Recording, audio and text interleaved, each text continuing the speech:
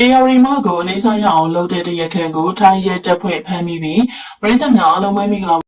ပြည်သက်ကြီးတို့သိတဲ့အတိုင်းပဲ AR မလို့လူသိများတဲ့တင်စောထွေးကထိုင်းနိုင်ငံမဲဆောက်မြို့မှာအခြေချနေထိုင်ပြီးတော့ online shopping လုပ်ငန်းနဲ့အောင်မြင်နေတဲ့မိမရှာတူဦးဖြစ်ပါတယ်။သူမကအဝိထေရီနဲ့တခြားသောလူသုံးကုန်ပစ္စည်းတွေကိုလမ်းလွှင့်ရောင်းချရင်းနဲ့စီးပွားရေးပြည်လည်နေသူဖြစ်တယ်လို့တိကျမှလည်းသူမရဲ့ဟာတာဗီဒီယိုလေးတွေကြောင့်ပြည်သက်တွေရဲ့အသေးဆွဲဖြစ်ခဲ့ရသူပါ။ AR မဟာတာမန်တစ်တော်ဆယ်လီတူးချင်းမဟုတ်ဘဲအနုပညာလောကတွေကထိတ်တန့်အဆိုတော်တွေဖြစ်တဲ့ Cherry တင်ဝိုင်းစုခိုင်သိန်းတို့နဲ့အကိုရင်းမောင်ရင်းလို့တော်တော်လေးကိုရင်းနှီးကျွမ်းဝင်သူတူဖြစ်ပါတယ်။သူမရဲ့ပွင့်လင်းရိုးသားပြီးတော့ပျော်ပျော်နေတဲ့စိတ်ထားကြောင့်အနုပညာရှင်တွေကပါသူမကိုချစ်ခင်အားပေးခဲ့ကြတာပါ။သူမမဆုံးပါခင်ညပိုင်းမှာတောင်ဆယ်လီအောင်ချမ်းအင်းနဲ့ရေရေမောမောစကားပြောခဲ့တယ်လို့သိရတဲ့အတွက်အားလုံးကပို့ပြီးတော့ရင်နာနေကြတာဖြစ်ပါတယ်။ AR မရဲ့အကြီးကအားနည်းချက်ကတော့အမျိုးသားကြောလလလေးတွေကိုဆွဲမတ်တတ်တာပါဒါကလည်း LGBT မလို့ပါဒီအချက်ကိုအခွင့်ကောင်းယူပြီးတော့တရားခံတီးဟဆိုသူကအလားပြပြီးတော့သူမကိုချိန်တွေးဖို့ဖျားယောင်းခဲ့ရဖြစ်ပါတယ်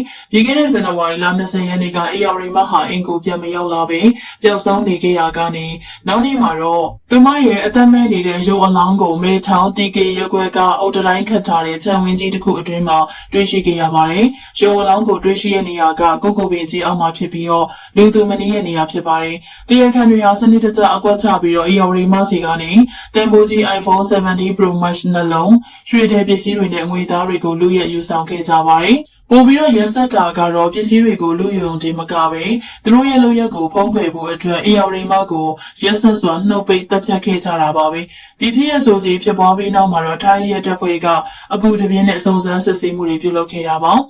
AR မရဲ့ဖုန်းတွေက message တွေနဲ့ CCTV မှတ်တမ်းတွေကိုအခြေခံပြီးတော့စုံစမ်းခဲ့ရမှာအခုဆိုရင်တော့ဒီအမှုမှာပါဝင်ပတ်သက်နေတဲ့မြန်မာအမျိုးသားတအုပ်ကိုဖမ်းဆီးထိန်းသိမ်းနိုင်ခဲ့ပြီဖြစ်ပါတယ်။ဒါပေမဲ့စိတ်မကောင်းစရာတစ်ခုကတော့အဓိကဖျားယောင်းခေါ်ဆောင်ခဲ့တဲ့တရားခံတီဟာနဲ့နောက်ထပ်အပေါင်းပါတအုပ်ကထွက်ပြေးလွတ်မြောက်နေစေဖြစ်ပါတယ်။ဖန်စီယာမီရဲ့တရားခံရဲ့ထွက်ဆိုချက်အရသူတို့ကပစ္စည်းမဲ့လို့အခုလိုမျိုးစုပေါင်းပြီးတော့ကြံစည်ခဲ့ကြတာဖြစ်ပြီးAR မကိုလုံးချန်ပြီးမှပစ္စည်းတွေကိုခွဲဝေယူခဲ့ကြတာလို့သိရပါတယ်။ထိုင်းရဲတပ်ဖွဲ့ကတော့ကြံရှိနေတဲ့တရားခံတွေကိုအမြန်ဆုံးဖမ်းဆီးနိုင်ဖို့အတွက်နေစားတခြားမှာပိတ်ဆို့ရှာဖွေမှုတွေစက်တိုင်းလှုပ်ဆောင်နေပါတယ်။ AR မရဲ့ဖြစ်ကကျမတို့အားလုံးအတွက်ကြီးမားတဲ့သတိပေးချက်တစ်ခုပါ။ online ပေါ်မှာကိုယ့်ရဲ့အောင်မြင်မှုနဲ့ကြွယ်ဝချမ်းသာမှုတွေကိုပြသနေတဲ့ seller တွေ influencer တွေအနေနဲ့ပို့ပြီးတော့သတိထားသင့်ပါတယ်။လူရဲ့သူတွေဟာအသိရဲ့ပစ္စည်းတွေကိုတင်မကအသက်ကိုပါရန်ရှာဖို့ဝင်မလေးပါဘူးလူစိမ်းတယောက်နဲ့လူပြတ်တဲ့နေရာမှာချိန်တွေ့ဖို့ဆိုတာဘလောက်ပဲယုံကြည်အလွန်အနေများတဲ့လူရက်ပါ